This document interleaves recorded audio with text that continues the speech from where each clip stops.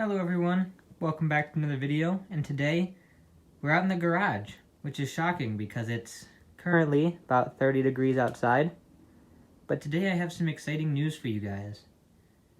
We're going to start first with, as you can see, I've got these new covers for the machines.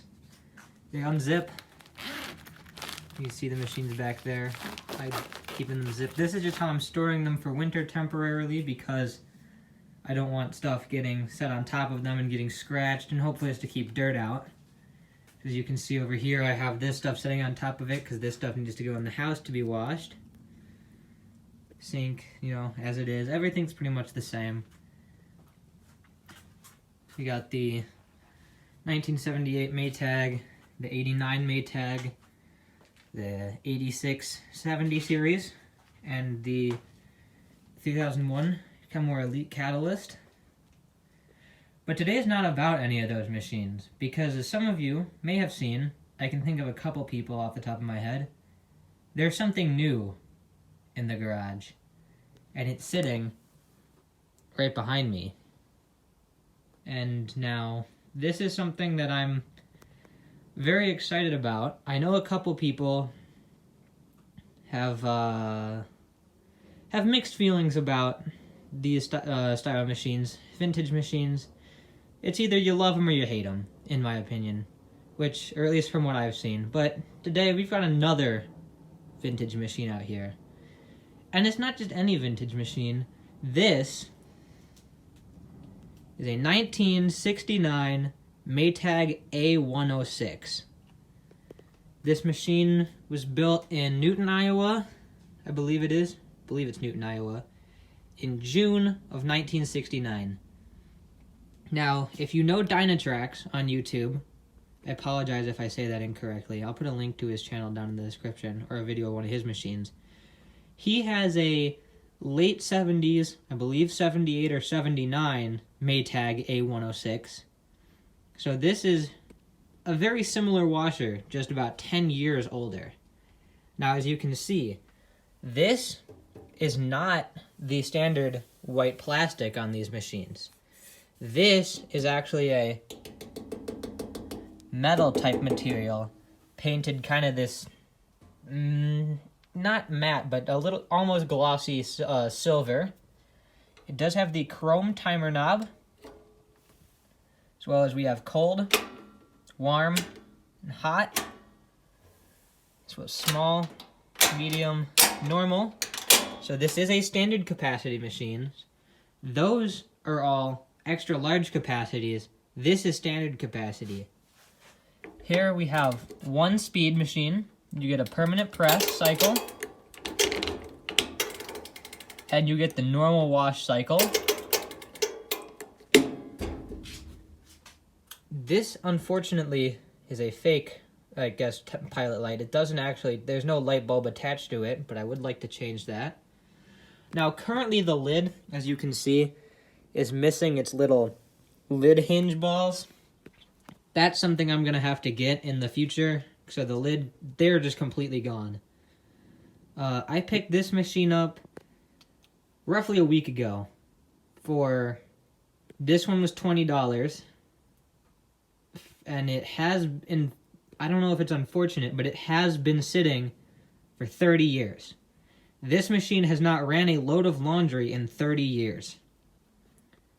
Now let me show you guys something a little bit interesting about this machine. I'm going to set the lid to the side here, because it does come off. Being that this machine is a bottom-of-the-line center dial Maytag from 1969, it has the black plastic power fin agitator. As you can see, it's fairly dirty in there. I've cleaned up the outside of the machine quite a lot because it was pretty nasty, but this is, in fact, a black power fin. You can see it does have the small turquoise lint filter. This is how this machine came factory. It's actually pretty clean. You can tell it had fabric softener was used. But other than that, it is very clean in there. Just a washer clean cycle will pretty much take care of that. The tub, which I'm going to attempt to spin here. There, you can see it is fairly free.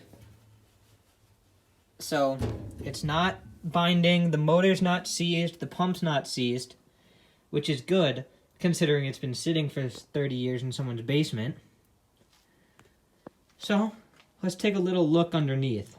So I'm going to do a little cut here and show you, and take the front panel off and show you guys underneath. Okay, so now that I have the front panel off, I want you guys to try and think back to the Maytag A408S over there. If you remember, it is from 1978. The interior of it was pretty junked, and it still is. The motor's pretty rusty, pump's pretty messed up, or not messed up, but it's pretty discolored, and the whole inside is rusting. Now this machine is 9 years older, and I want you to think, what would you imagine, I want you guys to all picture real quick what the inside of this machine looks like. Now let me show you. Look at that. Look at how good condition this is in. We have here the electrical schematic for the machine. You guys can pause if you want to read some of this. And then we have the motor. This is what's surprising. Look at this motor. That's the original date code. HM. H being June, or H being 1969, M being June. So this is the original motor to this machine. Let me see if I can get my flashlight working here. Look at this. It's just dusty. There is no signs that water was ever under here. There's no signs that this was ever, like, replaced. And then this is obviously the original pump, because it's the two-piece style, where the top panel of this comes off. And, like, this here is just, it's just dust. This is almost, I want to say, this is very, very close to being brand new condition. Like, it's, even the dust isn't that thick. You can see there is some, I apologize for the light, there is some grease along the side from the transmission, I believe. And it's around the whole side. And I know that's not a water line, because if you look at this here, you can see there is nothing right here, which is exactly where this would sit, which means all of that line is just from, like, maybe some transmission seepage up there, like coming out of the seal, or not the seal, the gasket, and just getting flung around. But like I said, look at how good this whole thing is. There's almost no rust on anything. See, the damper pads are still good. Not the damper pads, the off-balance pads. There's 3 of them on this machine. Even like the fill film and stuff looks good back there. If I can give you guys a light on it. I'm not going to spin test this machine yet, just due to the fact that it is very cold and I do not want to run the pump dry. But I have plugged it in and confirmed that it will at least attempt to fill. Because if I go to like 10 minutes and pull the timer knob out, you can hear the water valve humming. This timer moves surprisingly freely for having sat in this position for 30 years. All of the buttons move very freely. I haven't messed with any of them more than you're seeing here. Basically all I did was I just went and pushed it in when we got it. The small, medium, and normal buttons all work. It's all very clean. It is missing one screw up here on this for now, and that's my fault. That's entirely, I dropped one of them down there, so I'll get it when I move this machine in the summer. But internally and externally, it's very clean. This is after cleaning it up with literally just paper towels and a little bit of Windex. This is the only real scratch here, and I can probably fix that with just some, maybe even white nail polish or something. This is the original sticker where this washer was bought. I'm not going to say, like, really location, but A106, I don't know what the P is for, because the sticker, which is down there, just is A106. I'll see if you can see some of that. But yeah, it's A106 with HM after the serial number, meaning 1979 June. Or 1969 June. So yeah, this is an amazing condition Maytag center dial. A very early model as well. It is standard capacity, but I've never used a standard capacity Maytag, so we'll have to see how that goes. It is kind of unlevel right now, but that's just because we just moved it in, and it's not even gonna... Its permanent spot probably won't even be here. I'll probably put it on like a little cart and then wheel it over there when I want to use it or something. But for now, yeah, I'm very happy with this. Like I said, the only thing I really know for sure it needs are these lid hinges.